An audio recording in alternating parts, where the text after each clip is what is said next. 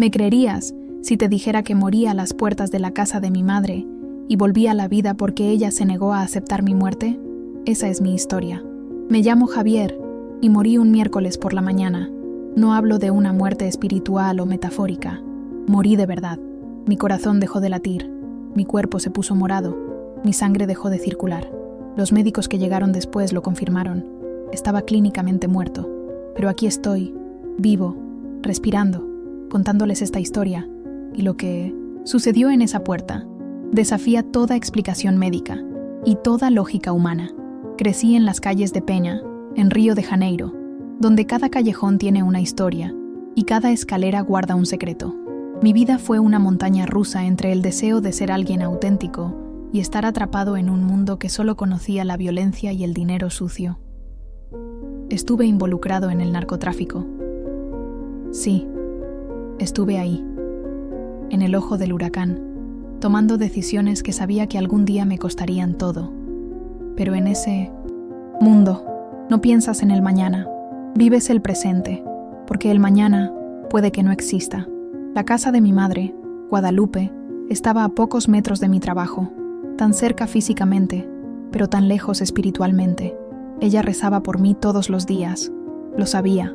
A veces la oía llorar, pidiéndole a Dios que me apartara de ese camino, pero yo era demasiado orgulloso. Creía tener el control, que nada malo me sucedería. Tenía fe, sí, pero era una fe egoísta, una fe conveniente. Solo buscaba a Dios cuando la bala estaba cerca, cuando el peligro llamaba a la puerta. Fuera de eso, yo era dueño de mi destino, o al menos eso creía. Esa mañana de miércoles, todo cambió. Y cuando digo todo, me refiero a todo. Mi vida, mi visión del mundo, mi comprensión de quién es Dios en realidad. Porque ese día descubrí que existe un amor tan poderoso que puede devolver la vida a los muertos. Y ese amor me llegó a través de las oraciones desesperadas de una madre que se negaba a dejarme ir. Si te está gustando esta increíble historia, dale a me gusta y suscríbete al canal para no perderte otros testimonios que te llegarán al corazón. Pena es un lugar donde la vida y la muerte palpitan a la vez. Las escaleras son empinadas, los callejones estrechos, y el aire siempre está cargado de una tensión palpable. Al crecer allí, uno aprende rápidamente que hay dos opciones: someterse al sistema o integrarse a él. Yo elegí la segunda opción, y esa elección marcó mi persona. Mi rutina era predecible y peligrosa, a la vez. Me levantaba tarde porque trabajaba de noche. Recorría los callejones, familiarizándome con cada piedra, cada puerta, cada residente. Allí me respetaban. La gente me saludaba, algunos con admiración, otros con temor. Me gustaba ese respeto, aun sabiendo que provenía de un lugar oscuro. Era como si hubiera construido una identidad sobre algo que me estaba destruyendo por dentro. El dinero llegó fácilmente, muy fácilmente, y con él, ropa de marca, zapatillas importadas, una cadena de oro, al cuello. Me sentía poderosa.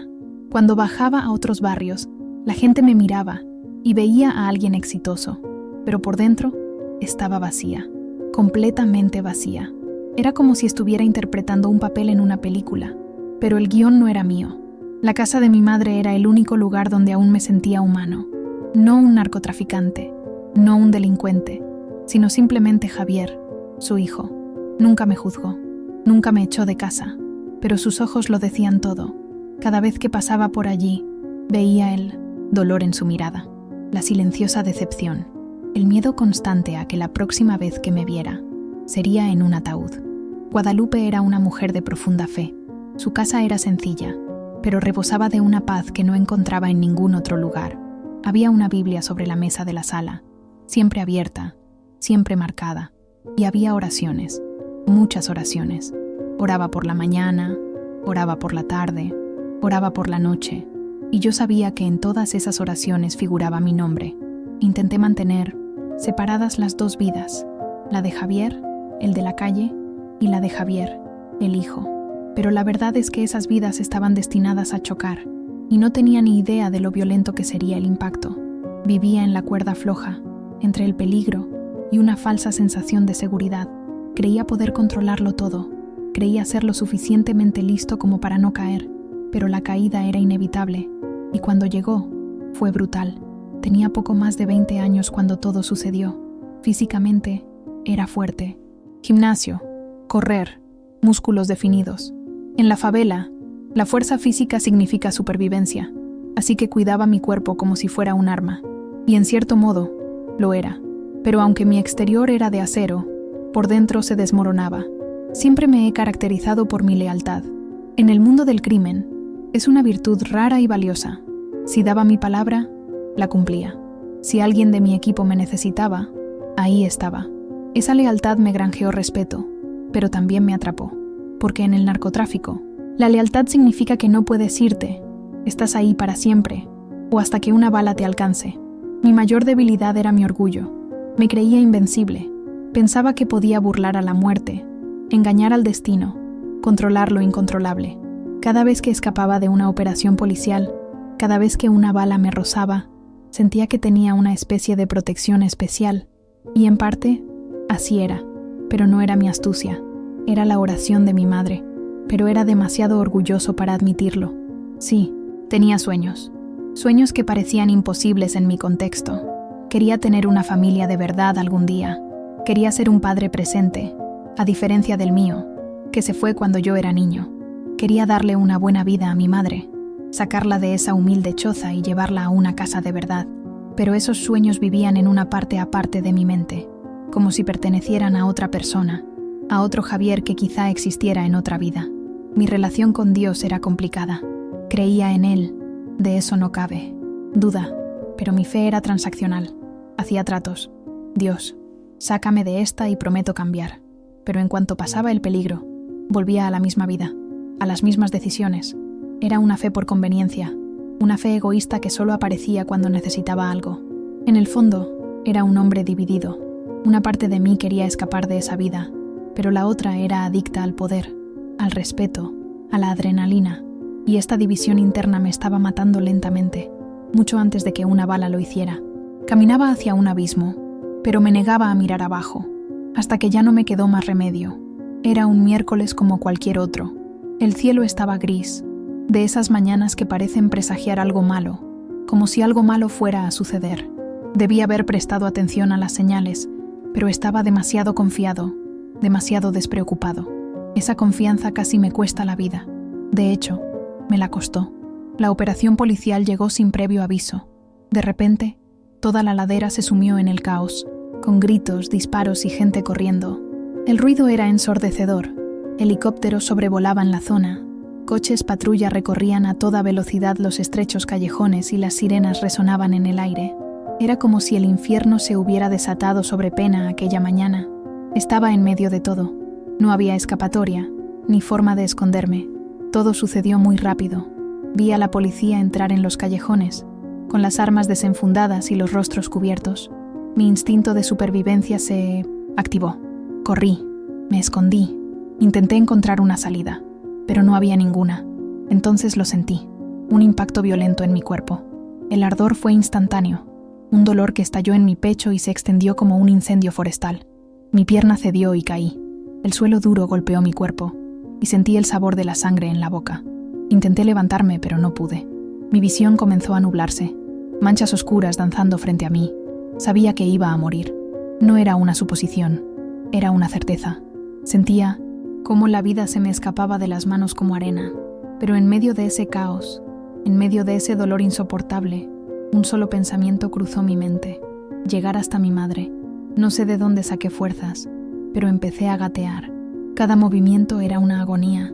Cada centímetro recorrido se sentía como 1 kilómetro. La sangre dejaba un rastro a mi paso, tiñendo el suelo gris de los callejones. Me arrastraba apoyándome en los codos. Mis piernas ya no respondían. Mi respiración era irregular, cada vez más débil, pero seguía adelante, porque en el fondo sabía que si iba a morir, quería morir cerca de ella. Quería que lo último que viera fuera esa casa, esa puerta, ese símbolo de todo lo bueno en mi vida. Los sonidos de la operación comenzaron a desvanecerse. O tal vez era mi oído el que me fallaba, no lo sé. El mundo se oscurecía, pero seguía arrastrando mi cuerpo. Hasta que, por fin, lo vi. La verja metálica verde de la casa de mi madre. Usé mis últimas fuerzas para llegar hasta allí. Y al llegar, al tocar ese metal frío con mi mano ensangrentada, todo se oscureció. Caí allí, en la puerta, y sentí como mi cuerpo se apagaba. No fue gradual, fue como si alguien hubiera pulsado un interruptor. El dolor repentino que me consumía simplemente cesó, y en su lugar llegó un frío profundo y penetrante que comenzó en mis extremidades y ascendió, apoderándose de todo mi ser. Tenía los ojos abiertos, pero ya no veía nada, o mejor dicho, veía, pero no era el mundo físico. Era como si flotara, observando mi propio cuerpo tendido allí. Vi mi sangre formando un charco a mi alrededor, manchando el suelo de cemento. Vi mis manos inertes, mi pecho inmóvil. No respiraba, no había latidos.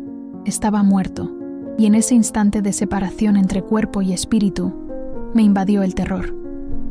Un terror indescriptible, porque comprendí la magnitud de lo sucedido. Ya no se trataba de una vida delictiva.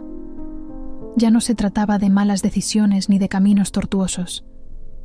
Se trataba de la eternidad, y yo no estaba preparado, completamente desprevenido. Vi mi vida pasar ante mis ojos como una película a cámara rápida. Cada mala decisión, cada oportunidad perdida, cada vez que oí a mi madre suplicarme que cambiara y fingí no oírla, sus lágrimas, sus oraciones, su fe, que tantas veces había despreciado, todo volvió de golpe, aplastando mi conciencia con el peso de la realidad. Intenté gritar, pero me quedé sin voz. Intenté moverme, pero ya no tenía cuerpo que controlar. Estaba atrapada en un estado de pánico absoluto, plenamente consciente de lo que había perdido, plenamente consciente de lo que estaba a punto de afrontar. La culpa era física, incluso sin cuerpo. Era una presión en el pecho que ya no existía, un dolor en el alma que trascendía cualquier dolor físico que jamás hubiera sentido. Y entonces me asaltó el pensamiento más devastador de todos. Mi madre. Encontraría mi cuerpo allí. Abriría esa puerta y vería a su hijo muerto, ensangrentado, destrozado. La mujer que rezaba por mí cada día, que nunca se rindió conmigo, ni siquiera cuando yo me rendí, tendría que cargar con esa imagen el resto de su vida. Este dolor era peor que la muerte misma. Era una tortura psicológica que destrozó lo poco que quedaba de mi conciencia. Quería volver, quería gritar que lo sentía, que iba a cambiar, que iba a hacer todo de forma diferente. Pero era demasiado tarde. Mi cuerpo estaba allí, muerto, morado, frío. La sangre había dejado de fluir. Mi corazón había dado su último latido. No había vuelta atrás, o al menos eso creía, porque lo que yo ignoraba, lo que no podía imaginar en aquel momento de absoluta desesperación, era que al otro lado de aquella puerta estaba a punto de comenzar una guerra espiritual, una guerra librada no con armas, sino con fe, y mi madre era la generala de aquel ejército de una sola persona. Guadalupe estaba dentro de la casa cuando oyó el ruido. No era el ruido del operativo policial, que ya era rutinario en la favela. Era un ruido distinto, un golpe sordo contra la puerta, un sonido que le aceleró el corazón, porque una madre siempre lo sabe, siempre presiente cuando algo anda mal con su hijo. Dejó lo que estaba haciendo y corrió hacia la puerta. Al abrirla, su mundo se derrumbó. Allí estaba yo, inmóvil, cubierta de sangre. Mi cuerpo estaba morado, mis labios azules, mis ojos vidriosos, mirando al vacío. Cualquiera que viera esa escena sabría, estaba muerta. Guadalupe pudo haber gritado, pudo haberse desmayado, pudo haber entrado en shock, pero no fue así. Se arrodilló allí mismo, en la puerta de la casa, junto a mi cuerpo inerte, y comenzó a rezar. Pero no era una oración cualquiera, era un grito de auxilio, era una batalla espiritual librada allí, en esa puerta, entre la vida y la muerte. Dios mío, tú eres el Dios de los vivos y no de los muertos. Tú eres el Dios que resucita, que devuelve la vida. No lo acepto, no enterraré a mi hijo. Prometiste que ninguno de los míos se perdería, y reclamo esa promesa ahora. Sus palabras brotaban de ella con una autoridad que jamás había visto. No era una súplica, sino una declaración. No era una petición, sino una exigencia basada en una fe tan firme que podía mover montañas. Colocó sus manos sobre mi pecho frío y continuó orando. Cada palabra rebosaba de poder, cada frase rompía las cadenas espirituales que me ataban. Satanás, no te llevarás a mi hijo. Te reprendo en el nombre del Dios Altísimo. Suéltalo ahora. Su vida le pertenece a Dios, no a ti. Javier, en el nombre de Jesús, te ordeno que regreses. Tu tiempo en la tierra aún no ha terminado. Los vecinos comenzaron a congregarse, atraídos por el sonido de aquella ferviente oración. Algunos lloraban, otros simplemente observaban en silencio. Pero mi madre no se detuvo. Era como si estuviera en otro plano, en otra dimensión, donde solo existían ella, Dios y la lucha por mi vida. Mientras tanto, en el plano espiritual donde flotaba mi conciencia, algo estaba cambiando. Aquella oscuridad que me envolvía empezó a resquebrajarse, como si luces la atravesaran desde fuera, y con cada palabra que pronunciaba mi madre, esas luces se hacían más fuertes, más brillantes, más poderosas. Sentí una fuerza que me atraía. No era física, era espiritual. Era como si hilos invisibles me arrastraran de vuelta a mi cuerpo. Intenté resistirme, no porque quisiera seguir muerta, sino porque tenía miedo. Miedo de regresar a la misma vida. Miedo de no poder cambiar. Miedo de volver a decepcionar. Pero la fuerza era mayor que mi miedo. Era la fe de una madre obrando lo imposible. El conflicto que se desarrollaba en ese momento era doble.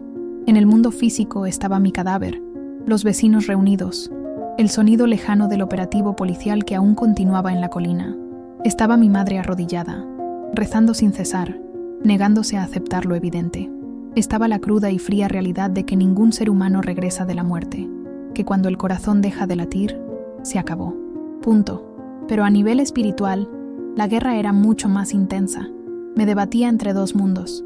Una parte de mí deseaba con desesperación regresar. Quería abrazar a mi madre, pedirle perdón, empezar de nuevo. Pero otra parte estaba paralizada por el miedo y la culpa, porque regresar significaba afrontar todo lo que había hecho.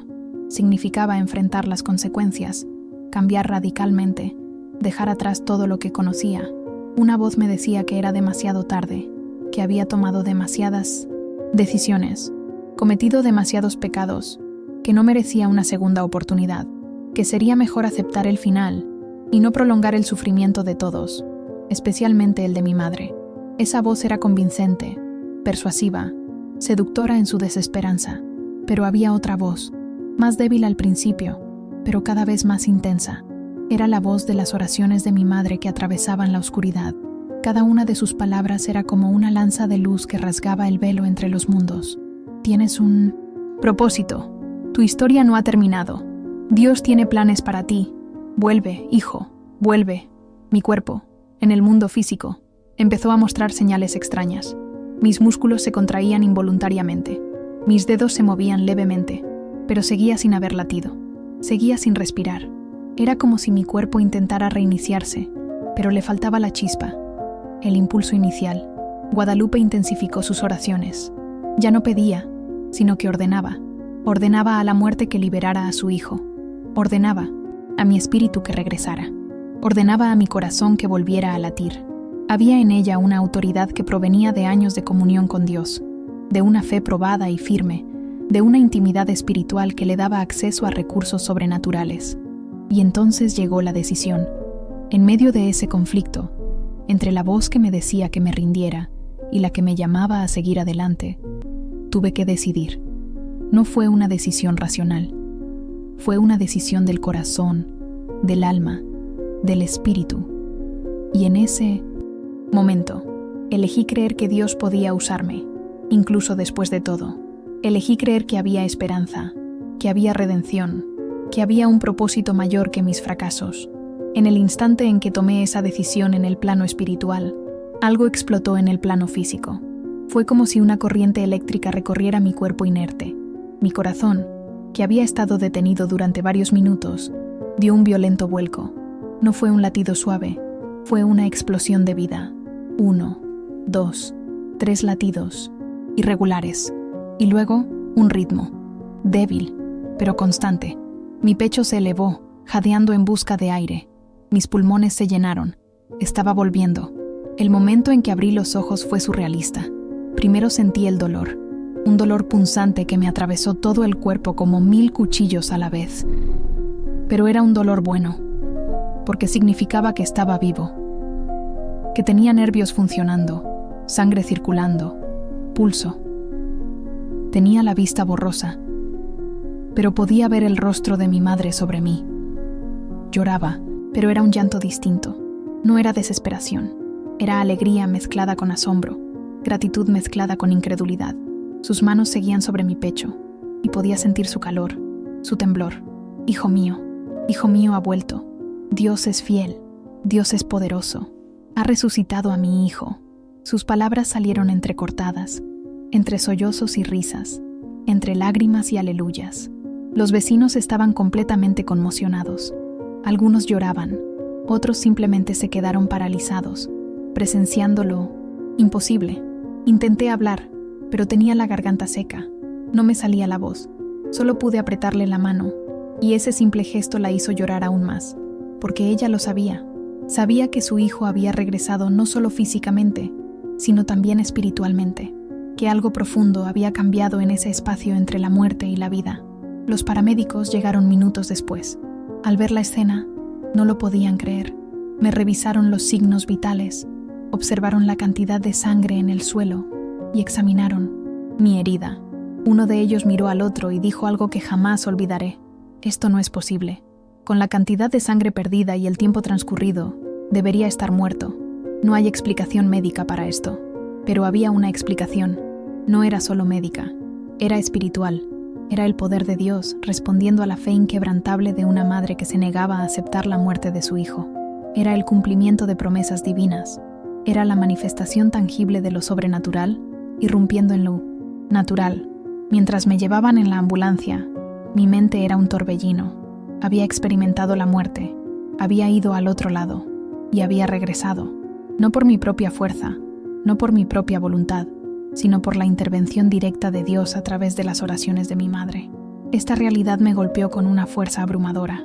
Allí, en esa ambulancia, con mi madre tomándome de la mano y las sirenas a todo volumen, hice una verdadera promesa a Dios.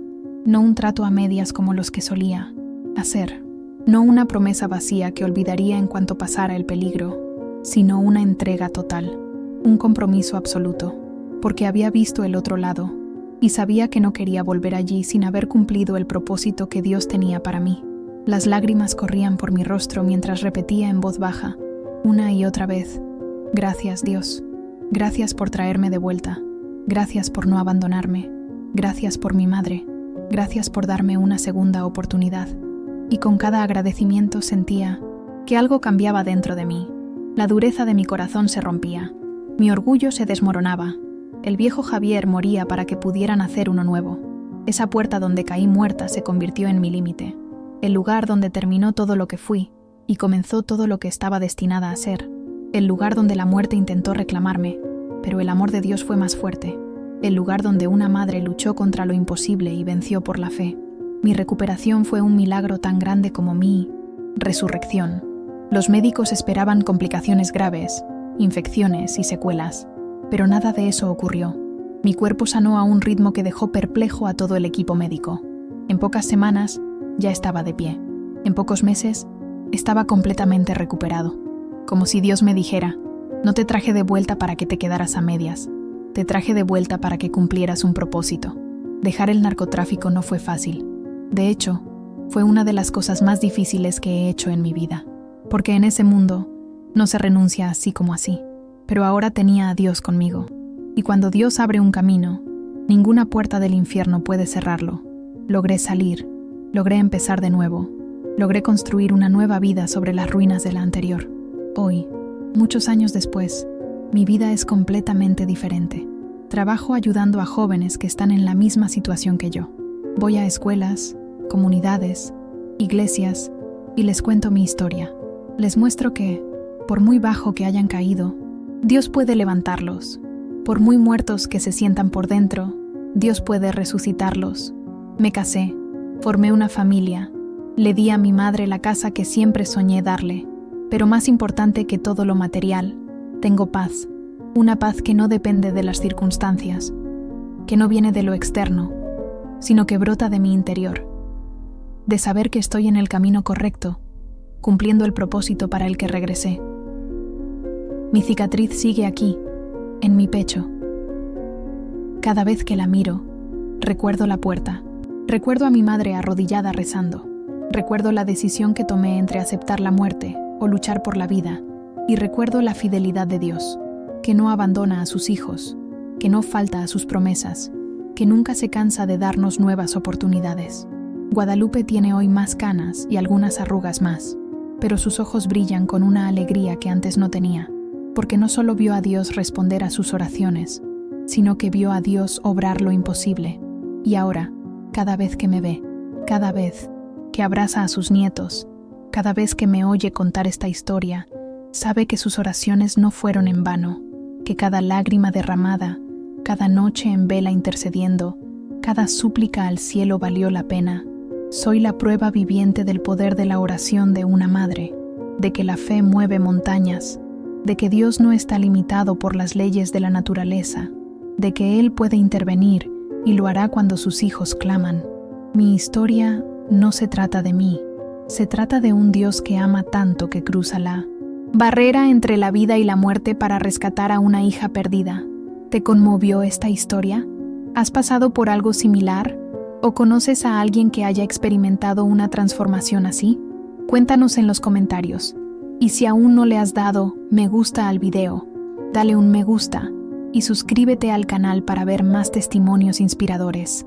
Si estás viendo esto ahora mismo, no es casualidad. Quizás estés pasando por un momento difícil en tu vida. Quizás hayas perdido la esperanza. Quizás pienses que has ido demasiado lejos, que has hecho demasiado, que no hay vuelta atrás. Estoy aquí para decirte, te equivocas. Morí, literalmente morí. Mi corazón se detuvo, mi cuerpo se puso morado, mi sangre dejó de circular. Los médicos lo confirmaron, estaba clínicamente muerto. Y aún así, Dios me resucitó. Si lo hizo por mí, que vivía una vida de crimen, de malas decisiones, de rebeldía contra todo lo que era correcto, también puede hacerlo por ti. La lección que aprendí en esa puerta es sencilla pero profunda. Nunca es demasiado tarde para que Dios actúe. Mientras hay vida, hay esperanza. E incluso cuando la vida termina, si Dios decide intervenir, hasta la muerte debe retroceder. No hay situación imposible para Él. No hay pecado demasiado grande. No hay distancia demasiado larga. Él siempre puede alcanzarte. Pero hay algo importante que debo decir. No esperes hasta tu último aliento para buscar a Dios. No esperes hasta estar al borde de la muerte, física o espiritual, para clamar a Él. Porque aunque Él puede resucitarte, como lo hizo conmigo, es mucho mejor no tener que morir jamás. Es mucho mejor entregarle tu vida ahora, mientras aún hay tiempo, mientras aún tienes la opción. Si tienes una madre, un padre, alguien que ora por ti, debes saber que esas oraciones tienen poder. No lo subestimes, no lo ignores, porque fue la oración de mi madre la que me mantuvo con vida durante años de malas decisiones, y fue su oración la que me trajo de vuelta cuando crucé la meta. Y si estás orando por un hijo, un familiar o un amigo que se encuentra perdido, no te rindas. Sigue orando, sigue clamando, sigue declarando vida sobre esa persona, porque Dios escucha, Él responde. Quizás no sea en el momento que esperas ni de la manera que deseas, pero Él actúa. Mi madre es prueba de ello. Mi vida hoy es un testimonio vivo del poder transformador de Dios. Cada joven al que ayudo a salir de las calles, cada familia que se reconcilia, cada historia que cambia después de que comparto la mía, multiplica ese milagro.